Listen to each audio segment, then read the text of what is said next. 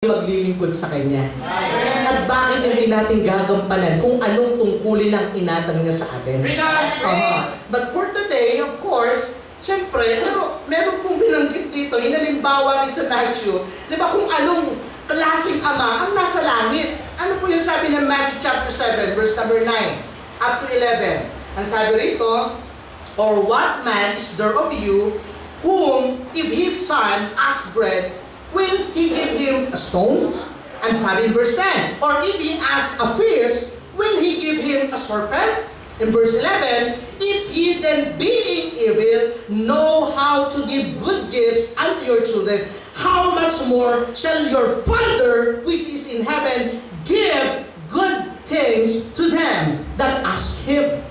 Yun po yung dakilang Ama. Kasi kung if you imagine, kung yung tatay nga na hindi perfecto ay marunong magkaloob ng mabuting bagay sa kanyang anak, mas lalo po yung perfectong ama na nasa langit. Kaya hindi na po tayo dapat pa mag-down sa ating ama. Kaya dapat kung meron tayo isa-celebrate ngayon, especially yung dakilang ama na nasa langit. Pero yung dakilang ama na nasa langit, nagbigay ng tungkulin sa mga ama dito sa lupa. Amen? Amen. Kaya nga sana, tumugon tayo rito. Mga tatay. Today, let's look at the Bible and take a note of a few things. And spend time in examining the biblical role of responsible fathers. Amen? Yung responsableng tatay. Kasi responsable yung tatay natin sa langit Kaya gusto niya, yung tatay na iniwanan niya at pinagkatiwalaan niya ng pamilya, maging responsable din gaya niya. Amen. Kaya ngayon, take a look who they are.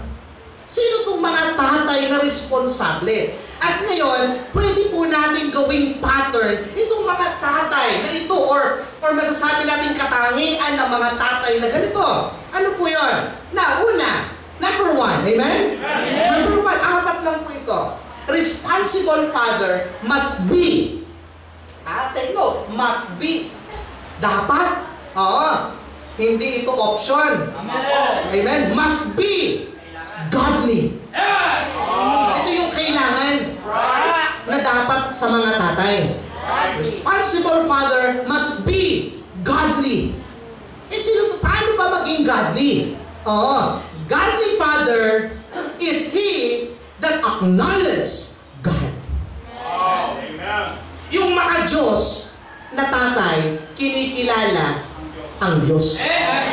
Okay lamang pong maging makabayan. Okay yun Mabuti yun. Okay na maging makakaligtasan. Okay din po yun. Okay na maging makatao. Pero lahat ng bagay nito, walang kwenta kung hindi ka maka-Diyos. Higit po sa lahat, dapat maging maka-Diyos tayo. At yun yung gusto ng Diyos sa mga tatay upang maging responsable po tayo. Kasi kung tutusin, madali maging tatay Magkaanak ka lang, magiging tatay ka Tama? Pero ang gustong ituro sa atin ng Biblia ng ating Ama na nasa langit, hindi ka lang maging tatay, kundi maging responsable tatay. At in order for you to be responsible, you must be godly. Amen. Kailangan po maging maka-Diyos tayo. At para maging maka-Diyos tayo, dapat kumikilala tayo sa Diyos. According to Proverbs, diba? In all their ways, acknowledge Him, and He shall direct their paths. Amen? Kailangan po kilalanin natin ng Panginoon.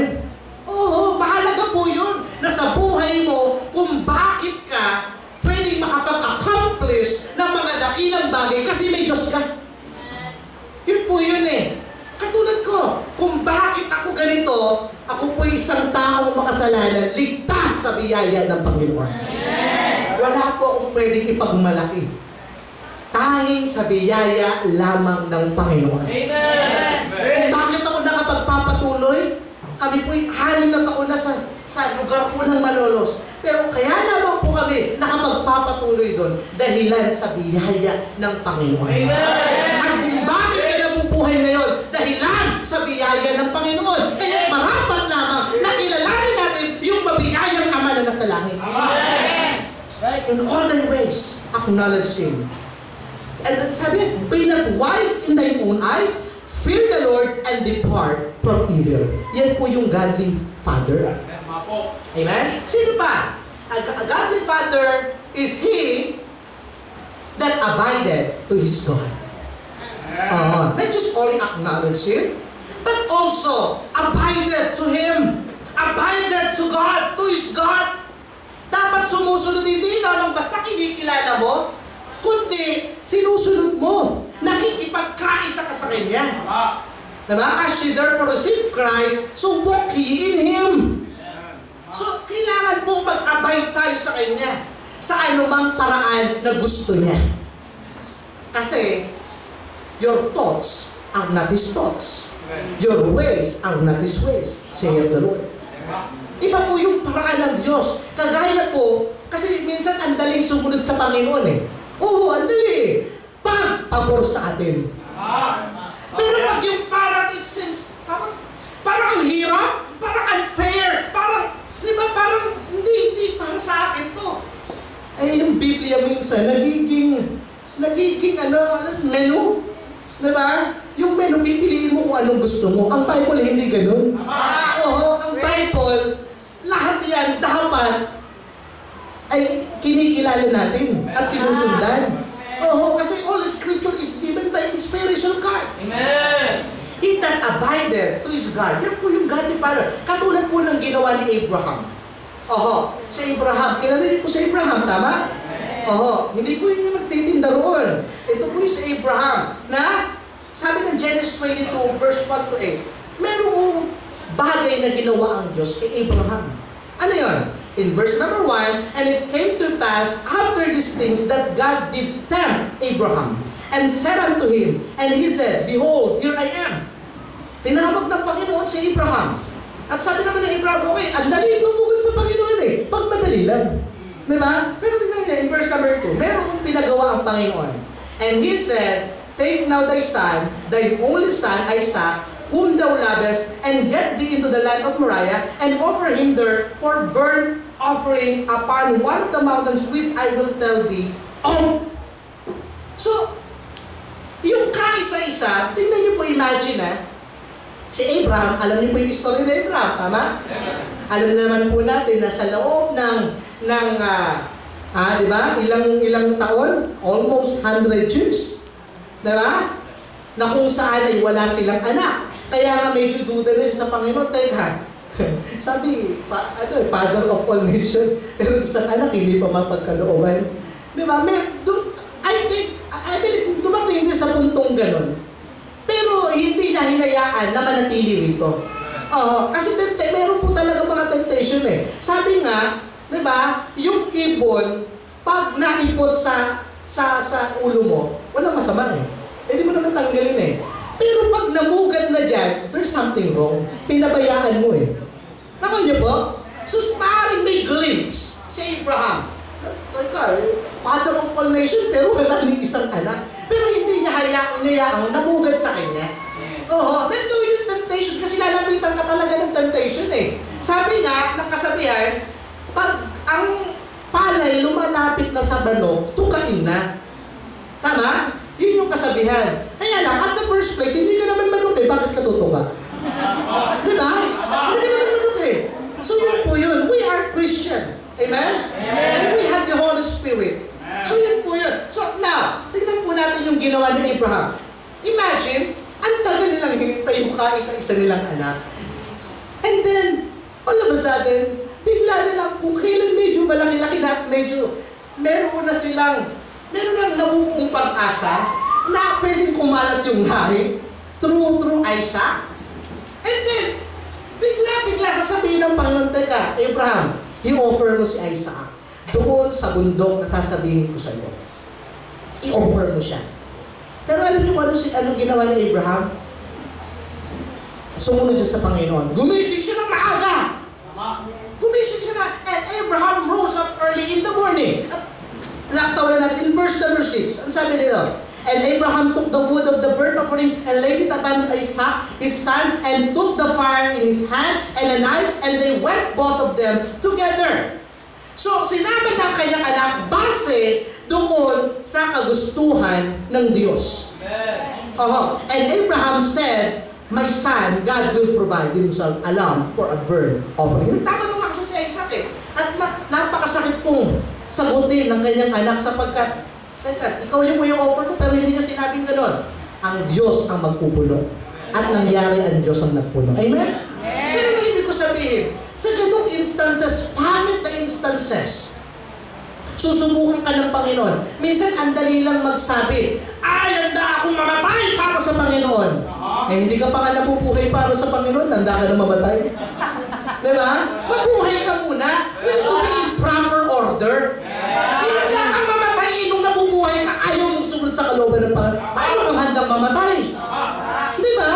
So, kailangan, habang nabubuhay ka, kung handa kang mamatay para sa Panginoon, handa kang mabuhay sa kanyang kalooban. Lumakad sa kanyang kalooban kasama ng Banal na Espiritu. Yun po yun. So, ano nangyari? Ginawa ni Abraham. Handa na niya ang paslang ng kanyang anak upang ihandog sa Panginoon. Dahil naunawaan ni Abraham, ang Diyos ang may bigay ng buhay. Siya rin ang may karapatan. Pero hindi nangyari yun. Hindi nangyari yun. Ang nagpuno ang Panginoon. Kailangan lang po natin ng pananampalataya. Oo. At ganoon ang gusto ng Diyos sa mga tatay. Ano yun? Makadiyos. At kung makadiyos ka, dapat may pananampalataya ka sa Diyos. Ibig sabihin, sumusunod ka. Abide. Diba? Abide. So kagaya po ng ginawa ni Abraham. Marami pang mga halimbawa eh. Pero, diba? Stop muna tayo doon. Abide. I believe sapat na yun.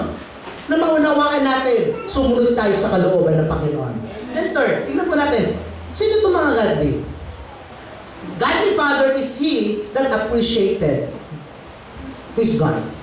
Amen? Yung mga Diyos, hindi lamang kumikilala sa Diyos. Sumusunod pa sa Diyos. At hindi lang basta sumusunod sa Diyos, kahit na anong ipagawa ng Diyos sa kanya, na-appreciate niya pa rin ang kanyang Diyos. Sapagkat alam niya, alam ni Abraham, tayo man, sana maunawaan natin, walang balak na pangit sa iyo ang Diyos. Oo, hindi ka binuhay ng Diyos para magkaroon siya ng balak na pangit sa iyo. Hindi mo ganun ang plano ng Diyos sa iyo. Walang pangit na balak. Ikaw lang yung nag-iisip ng pangit sa Diyos eh. Siya hindi nag-iisip ng pangit sa iyo. Kaya nga minsan unfair tayo sa Diyos eh. Kahit ang dami natin iniisip, sinisisi pa natin siya. Pero siya hindi kaya sinisi nung napako siya sa krus. Kahit nabilit-biti yung kasalanan mo, wala ka pa rin narinig. Bagkos ang narinig mo. But he commended his love toward us. In that way, we were yet sinners. Christ died for us. Yun pa rin yung marinig mo sa kanya mga salita. For God so loved the world. Yun pa rin eh. Mahal niya tayo. Hindi kayo sinisi. Pero minsan tayo, pag nakaranas ng pangit na pangit, sinisisi na kagad natin ng Panginoon. Diba? Pag nawalan lang ng pagkain, ng almusal, sinisisi na kagad yung Diyos. Sabi, tithes daw ako. Wala naman pala mo. Diba? Hindi ka naman magta-tithes para o susunod sa Panginoon para i-bless ka eh. Diba? Susunod ka sa Panginoon dahil Diyos siya.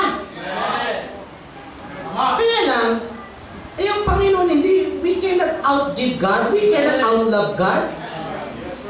Ang Diyos, lahat ng mga commandments niya, merong kalakip na promises.